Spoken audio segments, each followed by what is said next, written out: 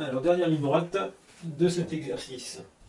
Y, comment obtenir l'équivalent d'un transistor de bêta égal à 10 000. Voilà, avec deux transistors de gain égal à 100. Alors, c'est ce qu'on va voir maintenant, ça. Et c'est assez important. Donc, en fait, en empilant des transistors de gain égal à 100, vous allez voir qu'on peut obtenir des transistors qui ont des gains bien plus élevés. Donc, notamment un gain de 10 000. Alors, on va voir, c'est 10 000 environ. De toute façon, je vous rappelle que le gain, c'est une grandeur qui n'est jamais très précise. Donc, ça ne sert à rien de calculer des gains au pouillème de pourcent près. C'est complètement illusoire. Voilà. Alors, ce truc-là, je vais vous donner le résultat. Je ne sais pas si vous y avez réfléchi. Ce serait bien que vous y ayez réfléchi. Mais en fait, c'est un montage tout bête qui va s'appeler le montage d'Arlington. Donc on prend un premier transistor, comme ça. Donc lui, il amplifie le courant d'un facteur 100, comme il sait faire. Et en fait, le courant qui sort de ce transistor, eh bien, par l'émetteur, on l'envoie dans la base d'un deuxième transistor. Et on en met deux à la queue leu-leu, comme ça. On relie les collecteurs entre eux. Voilà. Donc ça sera le collecteur équivalent. Voilà, ça sera l'émetteur équivalent. Et ça sera la base. La base, je peux bêta, c'est une B que je veux. Voilà, cet assemblage s'appelle un transistor d'Arlington. Alors on va calculer un petit peu. Donc ça, on va l'appeler IC1, IC2, on va dire que ce transistor c'est le 2. Voilà.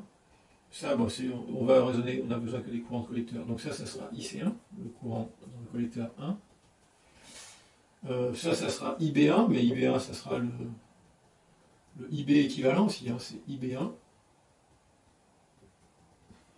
Voilà, mais ça c'est égal au IB du transistor équivalent. Voilà. Ça sera le IC du transistor équivalent. Et puis ici, on a un courant. Alors ce courant, on peut l'appeler soit IB2, parce que c'est le courant qui est là dans la base du transistor numéro 2. On va les appeler, voilà, ça c'est Q1, et celui-là c'est Q2.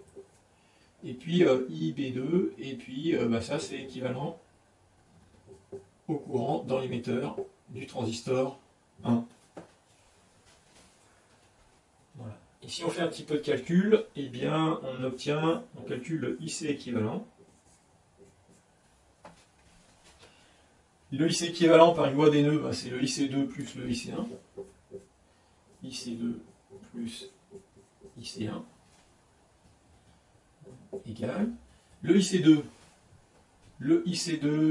eh bien, ça va être bêta fois IB2, puisque le transistor. Alors on suppose que les deux transistors sont en régime linéaire, pour faire un transistor équivalent. Donc ça nous fait bêta 2 IB2. Et ce IB2, eh bien, on a vu que c'était IE1, et IE1, on va considérer que c'est à peu près égal à IC1. Sinon, je pourrais écrire que c'est IC1 plus IB1. Enfin, ça n'a pas tellement d'intérêt, je vous dis, on n'a pas besoin de grosses précisions avec les bêtas. Donc ça nous fait bêta 2. Et puis ici, je vais mettre donc le IB2 qui est ici, je vais écrire que c'est en fait IC1. Voilà, je vais mettre sens 1 à peu près égal. Voilà, comme ça, c'est plus IC1. Donc lui, j'ai dit que c'était lui, il est égal à IE1, qui est sensiblement égal à IC1. Donc ça nous fait quoi à la fin? Ça nous fait du bêta 2 plus 1 fois IC1. Et IC1 qui est ici, eh bien c'est le IB équivalent, le IB1, multiplié par bêta 1. Donc ça nous fait bêta 2 plus 1 fois bêta 1 IB équivalent.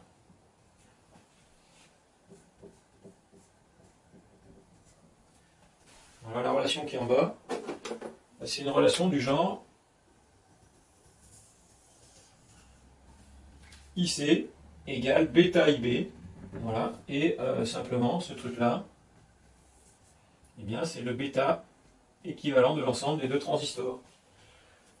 Voilà. Et on voit que ce bêta, il est égal à bêta 1 que multiplie bêta 2 plus 1, alors bêta 2 plus 1, pareil, c'est un peu une hérésie, mais que ce soit bêta 2 plus 1 ou bêta 2, c'est la même chose. Donc en gros, le bêta équivalent, c'est le produit des gains des deux transistors qu'on avait.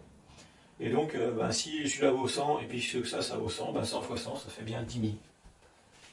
Voilà. Donc on obtient un transistor qui a un gain bien plus élevé qu'un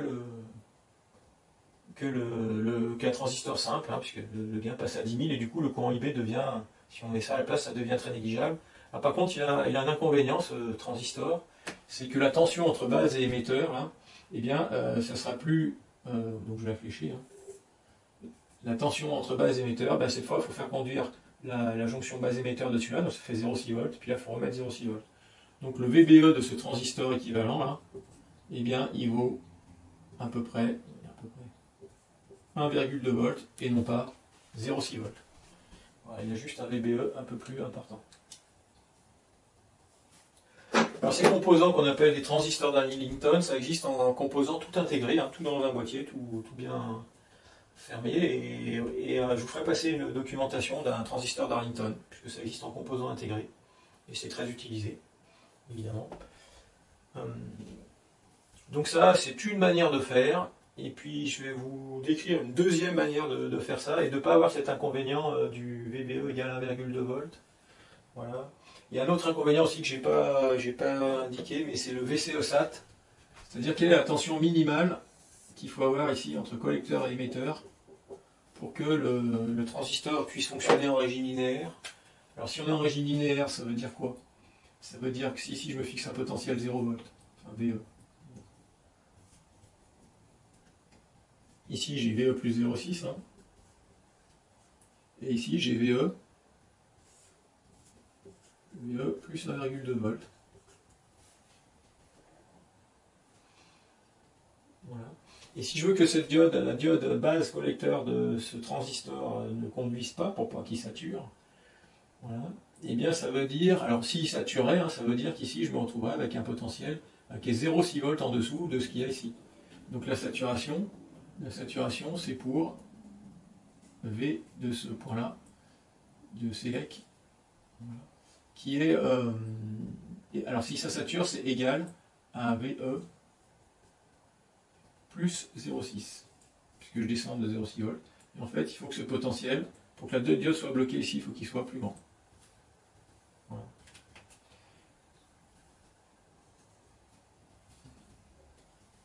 Et donc on s'aperçoit que ce transistor, pour qu'il ne sature pas, il faut que le VC, le potentiel de collecteur, soit 0,6 volts au-dessus de ce potentiel d'émetteur. Donc en fait, le VCE-SAT de ce transistor, il ne peut pas se rapprocher de 0, il vaut moins 0,6 volts. Voilà. Et ça, c'est. Voilà. Et encore, quand il y a des asymétries entre les diodes, en général, le VCE-SAT est plus élevé que ça, hein, il peut monter l'ordre du volt en fait. Donc ça, c'est plutôt un inconvénient quand même de ce genre de transistor. Voilà. Alors pour faire ça, il y a une deuxième méthode, je vais effacer le tableau, et je vous montre aussi comment on peut faire un autre empilage de transistors qui va être un peu plus performant. Alors pour faire un super transistor là, qui a un gain très élevé, on peut empiler deux transistors ordinaires, mais cette fois on va faire ce qu'on appelle, enfin non pas un Darlington, mais une paire complémentaire. Donc une paire complémentaire en fait, ça va être comme ça. On va partir d'un transistor NPN et on va l'associer à un PNP. Alors, un PNP, on n'a pas fait le cours encore, mais lui il va avoir la flèche qui rentre comme ça.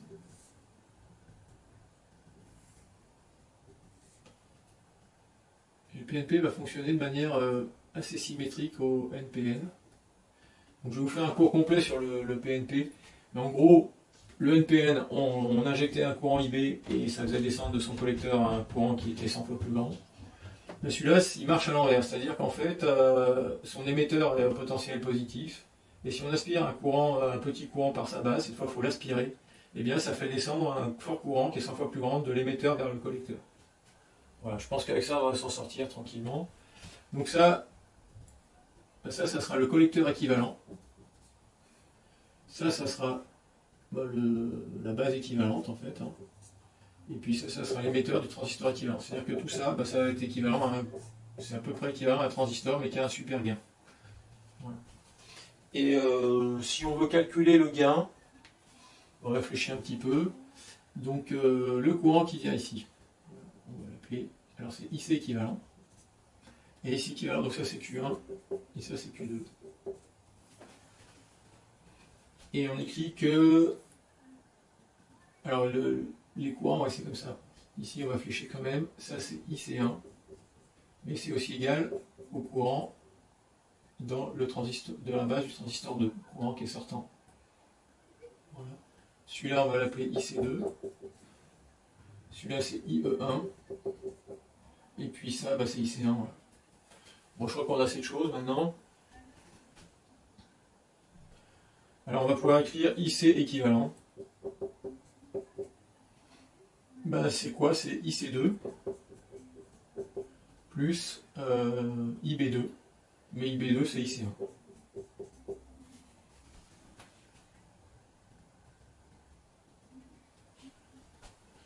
Et puis on va écrire eh bien que IC2, eh bien c'est bêta IB2. Donc IC2, je mets que c'est bêta, alors bêta 2, IC2, plus IC1. C'est ça, plus. Pardon, je vais mettre bêta 2, IB2, plus IC1. Voilà. Et puis bêta 2, bah, IB2 c'est la même chose que IC1, donc ça fait bêta 2, IC1, plus IC1. Voilà, ça nous fait bêta 2 plus 1, facteur de IC1. Et IC1, eh bien, c'est bêta fois ce courant-là, qui est IB en fait, IB1, qui est le IB équivalent. Donc ça nous fait égal bêta 2 plus 1 fois bêta 1 IB1. Voilà. Et ensuite on obtient IC équivalent égal, bah, ce truc là, c'est bêta 2 plus 1 c'est comme bêta, ça fait à peu près égal à bêta 2 fois bêta 1 IB1 qui est le IB équivalent en fait. Voilà. Et donc ici on a le bêta équivalent qui est le produit des gains des deux transistors. Donc ça fait comme le Darlington, point de vue gain. Voilà. Alors l'avantage de ce transistor, c'est que la tension base émetteur, là, entre la base et l'émetteur du transistor équivalent, ici, il y a juste une jonction à passer, donc ça fait 0,6 volts quand on est en fonctionnement linéaire. Ensuite, pour la saturation, je crois que c'est pas mieux que le Darlington, on va voir ça, si je me mets un potentiel VE ici. Alors celui-là, il peut fonctionner si les deux diodes ont la même jonction ici, pour fonctionner, on est obligé. Pour que celui-là ne sature pas, il faut que ce potentiel de collecteur, c'est VC1. Donc si ça saturait, il serait égal à 0, donc il faut qu'il soit supérieur à VE. Mais il peut être, à la limite, il peut être égal. Et ensuite, celui-là, il y a juste 0,6 volts. Alors, si je fais par cette maille-là, effectivement, ici, il suffit d'avoir ici ce potentiel-là, qui est le VCEC. D'accord? Si on veut que celui-là soit supérieur à VE, celui-là est 0,6 volts au-dessus, donc il faudra qu'il soit supérieur à VE plus 0,6 volts. Donc en fait, pour qu'il n'y ait aucun transistor qui soit saturé, eh bien, il faut que ce VCE équivalent soit supérieur à la tension de l'émetteur équivalent, là, de 0,6 volts. Donc ça nous fait un VCE-SAT, pareil, qui vaut au minimum 0,6 volts. Il ne peut pas se rapprocher trop de 0. Donc c'est le même défaut que pour le Darlington. Voilà. Donc de ça, je vais écrire là. De ces deux-là, ça donne VCE-SAT. Voilà, de l'ordre de 0,6 volts ou plus. Voilà, mais par contre, ça peut être très intéressant d'avoir seulement 0,6 volts sur la commande. Notamment quand on fait un montage comme ça, de type montage collecteur commun, et qu'on veut recopier, enfin avoir un effet suiveur entre la tension d'entrée et la tension de sortie. Voilà, donc c'est très utilisé. Les paires complémentaires sont préférées au Darlington dans ce cas-là. Néanmoins, ces composants en paires complémentaires, ça n'existe pas en composants tout intégrés. On est vraiment obligé de câbler deux transistors. On ne peut pas faire ça acheter un composant tout fait et apparemment ils ne savent pas trop intégrer ça. Ou ils le font pas, je ne sais pas pourquoi. Voilà, et bien ça clôt cet exercice. Le mieux maintenant, c'est que avant de chercher l'exercice 7, vous regardiez le cours sur le transistor PNP pour vous familiariser avec ce composant. Donc c'est le même que le NPN, mais tout fonctionne un peu à l'envers. Le courant du collecteur vers l'émetteur, ben, il ira de l'émetteur vers le collecteur. Le courant de base, au lieu de rentrer par la base, il sort.